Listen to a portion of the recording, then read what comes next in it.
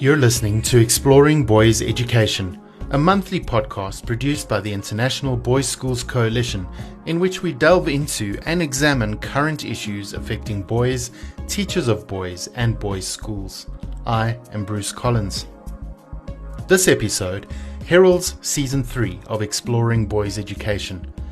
We hope that the conversations we host in the year ahead will continue to inspire and inform your work with boys. We kickstart this new season by connecting with key IBSC leaders who will be introduced by my colleague and IBSC Interim Executive Director, Amy Ahart. Hello, Bruce, and welcome, listeners. I'm so pleased to be joining Bruce today as we launch Season 3 of IBSC's Exploring Boys Education podcast. With us today, we have three outstanding school leaders and the Executive Committee of the IBSC Board of Trustees. I have the distinct privilege to introduce to you today Chris Post, Headmaster at the Boys Latin School of Maryland in the United States and Chair of the IBSC Board of Trustees. David Ferguson, Headmaster of Westlake Boys High School in New Zealand and Secretary of the IBSC Board of Trustees. And David Deeney, who is the Headmaster at St. Mark's School of Texas in the United States, Treasurer of the IBSC Board of Trustees, and this year's host of the 2022 IBSC Annual Conference. Chris, David Ferguson, and David Deeney, thank you for joining us today. Bruce and I both feel privileged to be working with you and engaging in today's conversation. Under your leadership, we feel confident that the staff, IBSC Board of Trustees, and IBSC member schools can continue to come together to learn, grow, and support schools for boys in our globally connected community. We look forward to diving into today's conversation on some of your reflections over the past 18 months, what is front of mind for you concerning the education of boys, and what's ahead for IBSC. Gentlemen, thank you again for being with us today. Your time and insights are both appreciated. Without further ado, I'll turn this back to Bruce to start this conversation. Thank you, Amy, for that wonderful introduction. And I agree, what a privilege it is to be speaking with such respected school leaders and leaders in the IBSC for this first episode of, can you believe it, Season 3 of Exploring Boys Education. I thought a good place to start our conversation today would be to reflect on the last 18 months, which have obviously been trying and challenging times as we've all faced a global crisis. Nevertheless, the exciting thing is that we've heard stories of boys' schools around the world who have risen to the occasion and have faced the times with innovation, a sense of hope, and continued purpose. And so with that in mind, I wondered if you could all share some thoughts about what you have learned about educating boys in the face of the challenges perpetuated by the pandemic and other events in the world. Thanks, Bruce. I'm Chris Post. I'm Boys Latin's Headmaster and Chair of the Board of the IBSC. It's a pleasure to join this conversation today.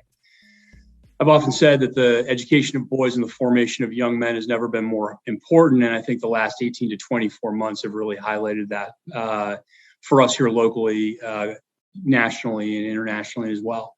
In a time when there could be great disconnect among boys and isolation because of the loss of in-person learning, I think we as an institution have leaned very much on the relational nature of the teaching that we provide and the relationships that are formed between boys and faculty members and especially with and among boys themselves and their families. And so while the pandemic has proven to provide great challenges for us in terms of learning to move from our customary day-to-day delivery of an educational experience, we've learned to adapt and we've learned to innovate in that, again, relying on the importance of relationships and reinforcing those interpersonal bonds. And what's that meant? I mean, going back to the time when we were fully remote in the first couple of months of the pandemic, there was a lot of joy on campus then in the months later in our early fall of 2020, as we were bringing students back together in cohorts and small groups and learning in pods, only to build on that success throughout the course of the year. One of the things that and then ultimately, of course, being to a point where we were fully back in person in the spring of 2021. One of the things that has proven time again is the resilience of our boys and the resilience of our faculty, who are just truly extraordinary professionals. I have to say that there's no greater honor than serving with my colleagues here. This is David Deeney at St. Mark's School of Texas in Dallas. And Chris, thanks for the comments. And Bruce, thanks for the welcome. Great to be together with you and David and Chris today and Amy. And Chris, your comments about resilience and gratitude, I think, resonate with me as well. I think, we talk frequently about the importance of resilience and determination and grit and perseverance with boys and with colleagues. Year in and year out. In the past couple of years, we've had a chance to put that into practice, perhaps in greater and more unusual ways than we ever could have anticipated. But I think we've learned a lot in the process, and I think we've all grown a lot in the process. I think our boys and all of us as educators have grown. I think we've probably discovered some new patterns and some new opportunities, and we've also perhaps reinforced some of the most important tenets of school and school life. And I think you touched on those. And certainly have been true for us here, I think, much like in other settings where the value and the importance of the student-teacher relationship is more important than ever. And the sense of community, the sense of connectedness, the sense of being a part of something greater than yourself. I think we've seen that perhaps accentuated during this period of time where we've all strived for and perhaps missed the points of connection that are so important in all of our lives. And so I think even a deeper and greater appreciation for the daily experiences that we have in community together with one another have just been driven home. In fact, we gathered in our pre-sessional meetings with faculty this year, weeks ago, and put a panel of 6 or 7 teachers up at the front of the room and had our head of counseling lead some dialogue and conversation, just open-ended reflections. And it was fascinating listening to colleagues talk about the joy and satisfaction they did take away from the experiences of the recent past, and how it has allowed for even greater focus on the things that matter most, whether it's an instructional lesson, whether it's a relationship, whether it's a lived experience, that the focus has been perhaps tighter and clearer for all of us. And so I think we've learned and grown, and again in ways that we certainly wish hadn't been necessary, but there's silver lining to be found for sure. Thanks, David and Chris, and thanks for the introduction, Amy and Bruce. Well done on getting Series 3 going. It's great to join you this morning.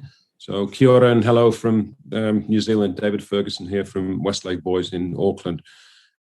We're actually in our latest lockdown at the moment. We feel like we've got through this relatively unscathed compared to most of the rest of the world. But finally, Delta arrived down under, and we're currently closed as a school. And 2 years ago, we couldn't have imagined we'd have had to operate this way, but we've certainly proved that we can. And it's reinforced to me the importance of the social side of school and the importance of what a community means. And I agree with what David said. If anything, it's strengthened the bonds between staff and the boys. I was talking to somebody yesterday, and I was just saying, if somebody offered me $1 million to run New Zealand's first online school, I'd turn it down because, wow, I miss the boys and miss staff and miss everything that just goes with school, the unpredictability of going into work every day and sport, all those extra performances that we know the boys love, and really feel for them that they've missed out on all those things. But we've learned a lot positively as well. I think it's reinforced to me about boys that if you keep the bar set high, that they'll clear it, they'll reach it. Online learning probably isn't going to solve the problems of disaffection and lack of motivation. It probably exacerbates that. But away from COVID-19 issues specifically, it has been an interesting 18 months all over the world. And it's reminded me that we've got a generation of young people who are more willing to speak up about injustices. They're more socially aware. I think they're very in tune with what's going on. And many of them are better educated and much better prepared to speak up on those things. And I think that's a great thing that's come out of the last 18 months. What wonderful reflections from all of you. And I think there's a real sense of hope that I picked up as you were all speaking. And I was reminded again of the last opportunity that we had to connect as a coalition in person, which was in Montreal in 2019 at the IBSC annual conference that was hosted by Selwyn House School. And David Deeney, we're all looking forward to being at St. Mark's as well in 2022. And I was reminded again of the power of connection, and you've spoken about that in each of your contexts. But I'm wondering how important IBSC connections have been in this time for you and your schools, and what these connections have meant to you. What we've reaped we've reaped the rewards, I think, of investing in those relationships over the last 10 years in my case, and our better usage and greater familiarity with technology has enabled us to keep in touch with schools all over the world, and it's certainly helped. It's great to get global perspectives on difficult issues that we're all dealing with. I've specifically had the pleasure of being involved in an IBSC task force working on racial equity in boys' education, led by Jack Pennell. That's been really rewarding. I was able to get about 7 of our boys involved in a piece of work as part of that work, which was terrific for them to learn from other boys all over the world in their specific contexts.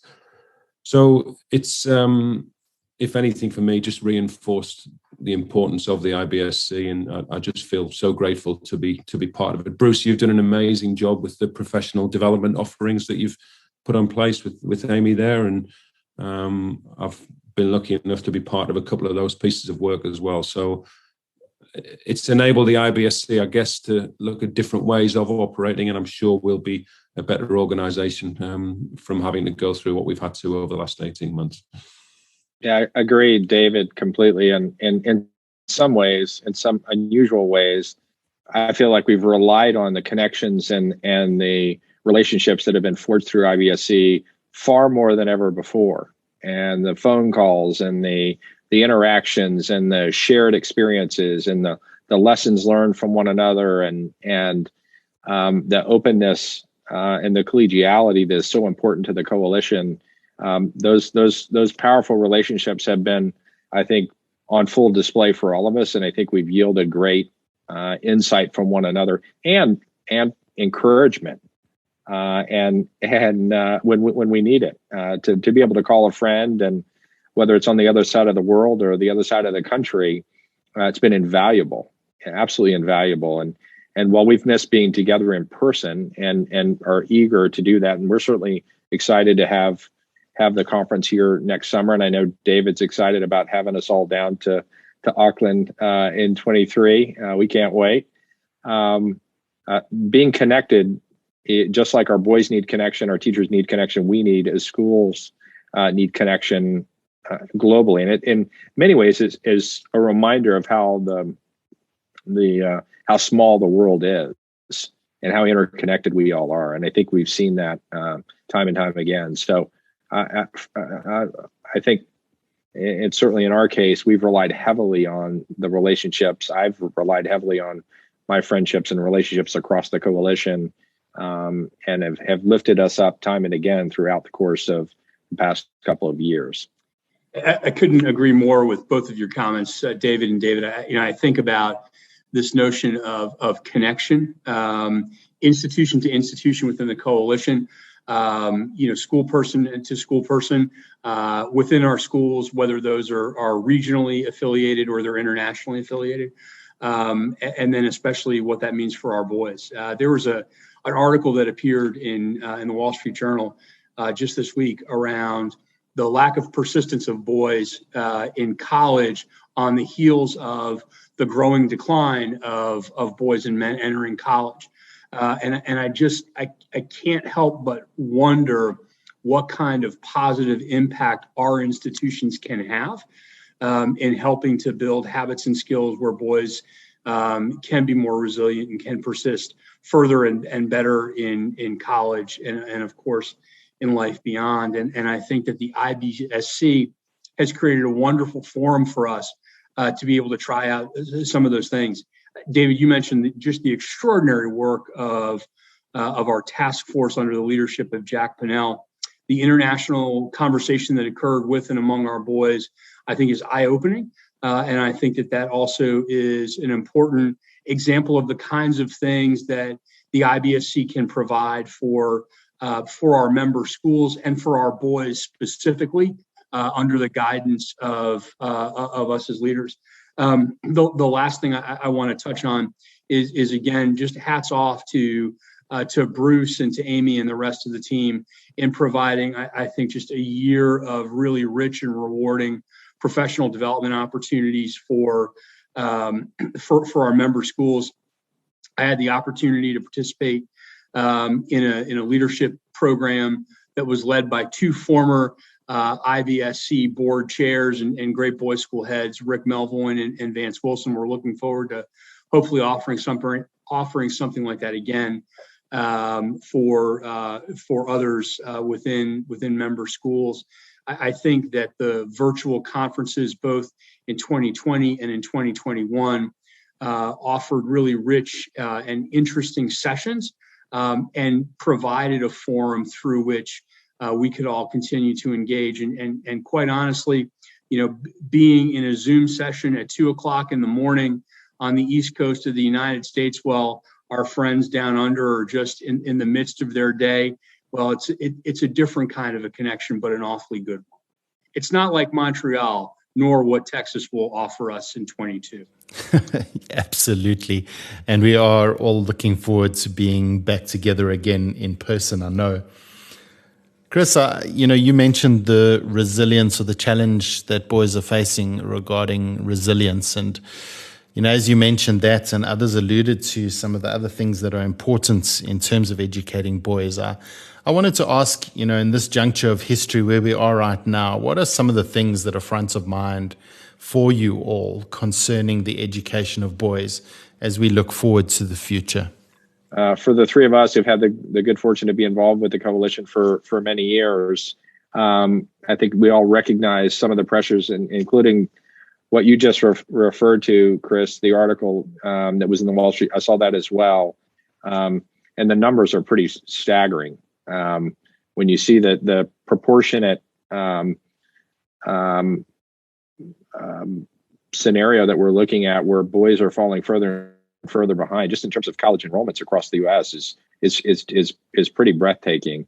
But the role of the coalition, I think, is always been a relational one. I think since its founding 3 decades ago, connecting schools, connecting boys among schools. And David, you mentioned the global forum with boys last year that I know your boys participated in, our boys as well participated in, and boy, the sense of connectedness among our boys, talking with boys from other parts of the world about important issues of the day around belonging and inclusion and what that means, and learning from one another was just a good reminder to me about how much we can learn from one another. And the coalition provides that connectedness for us professionally, but also for our students and our schools. Certainly, we're all wrestling with technology, and that's we're using it today. We've used it in our schools in more ways again than we'd anticipated, and we recognize both the upsides and the downsides of technology, and certainly whether it's isolation or abusive technology is problematic. At the same time, I think our schools have always been focused on the development of character, the forging of character in boys, and helping them develop into good men. And that mission orientation of our schools and of the coalition, I think, is now more important than ever. And so it's gratifying to be associated with and aligned with schools and a coalition that is reinforcing the values that we care about as school leaders and as educators, and that takes on many forms, whether it's helping boys develop a full understanding of healthy relationships, what inclusion and belonging really means, what community means, and understand the responsibility of manhood. And there's been some great online sessions this year, including the Craig Wilkinson session, which I thought was absolutely fantastic. I've actually got the I made a notebook out of it and shared it with our whole team because I thought it was really important. Or the book Legacy, David, which about community and the importance of community and understanding tradition and so many of those elements that the coalition helps us bring forward individually as schools, but collectively as a coalition of schools around the world, I think are more important than ever now as we take on the challenge of helping our boys and communities prepare them for the responsibilities of manhood and of leadership and of global citizenship. And so I'm excited about the progress of the coalition over the past 3 decades. Obviously, it's grown considerably since its founding. And there's a great deal of momentum behind the mission of the coalition, and exciting about, the opportunities that lie ahead for all of us. Thanks, David. I mean, some of the things front of mind for me concerning the ongoing education of boys, obviously it's a period of uncertainty. I'm not sure we had certainty in 2019, but I think now we thought we did. But I'm staying positive and reminding the boys that we'll come through this. We're not at war. We've had periods of uncertainty in history, and we've got through them. But inevitably, I think it's making us reflect on what do we change as a result of this. Is some sort of online learning going to be part and parcel of what school looks like now? Which gets us thinking again about what we teach and why we teach it. And as David said, the importance of still talking to the boys about character education is right up there near the top of the priority list. And the issues around toxic masculinity, education around relationships, and the sexual behavior of boys we're talking about those things, which is, I think it's great and probably long overdue. And mental health's just part and parcel of something that we talk about now. And 10 years ago, I'm not sure that was the case. So those things that even before the pandemic we were talking about remain important, and for me are right up there as big priorities in terms of the education of young men at the moment. David, I share your optimism for the present and for the future, both about this generation that is in our schools and about the impact that they'll have. I think about this notion of belonging, wanting each of our boys to see belonging in his community, both locally and more broadly. And essentially, for us, it's how well are we able to enable our boys to hold up mirrors, to look at themselves, to see who they truly are, and then to think about and create that vision for himself, that vision for greatness and the impact that he can have, so that he can go off and lead a good and fulfilling life. And I think, as you described, the many things that are coming at boys today at a speed that is accelerated by technology, it's all the more important for us to be able to slow those things down, to, again, sort of return to an elemental process for our boys, and to be in environments where, again, supported by teachers and coaches and advisors who know them, care for them, and truly love them. That's how we'll help our boys grow to be the very best versions of themselves that we want them to be. And again, coming back to what the IBSC does and does so well, I think that our ability to take the good work that's done in annual and regional conferences through 2019 that have been done in person, to now broaden that and offer it in virtual forms. And certainly as we think about returning to in-person programming, how we can have hybrid offerings so that, what might happen in Australia or New Zealand in person could be offered more broadly worldwide, and vice versa. I think that's all really exciting for us as the coalition continues to develop and grow. It's been wonderful to hear all of you just share some insights, particularly around the education of boys in this moment in history. And as we draw this conversation to a close, I'd like to focus on one more thing that I think is really important, particularly as we're kicking off a new season of exploring boys' education. And maybe Chris, as the new board chair, we could start with you on this one. But I wondered if you could share a little bit about what the continued vision is for IBSC as our organization continues to be a support and a resource for boys' schools around the world. I think, Bruce, it's a great question, one that the board continues to ask and have in the forefront of its mind all the time. IBSC seeks to be the global voice for boys schools and for educators in boys' schools. And as we have continued to adapt and grow, driven by a mission that is to provide that sort of support, that mission is implemented through a strategic plan that was adopted in January of 2020. Only to have the world throw us a few curveballs along the way, and yet the strategic plan, which is grouped around our four strategic areas of program and research, membership, and of course finance, having the resources to be able to provide the services that we want to be able to provide for the coalition, continues to drive our progress. Amy and Bruce and the rest of the staff annually are establishing goals to have the greatest progress in the shortest period of time to advance the mission of the coalition. We benefited tremendously from the leadership of David Armstrong and wish him well in his retirement as our former executive director. We're grateful to Amy for serving in the role as interim executive director, and we look forward to updating the coalition as we go through our transition planning and think about leadership into the future. There's no question, though, that the coalition is, as my predecessor, Tom Batty, would say, it's not mine or David and David's, it's your, fair listeners, it's your coalition. And we are stronger with and through your engagement, and so grateful for your support.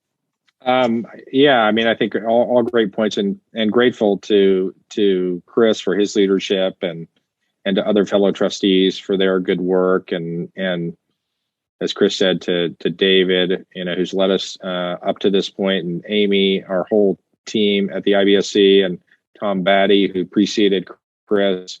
We've got a strong foundation, and I think clearly that the goal is to find ways to better serve our members around the world, and whether it's online resources that you just described, Chris, or podcasts like this, or the in-person opportunities that do provide those high-touch experiences that are meaningful to all of us.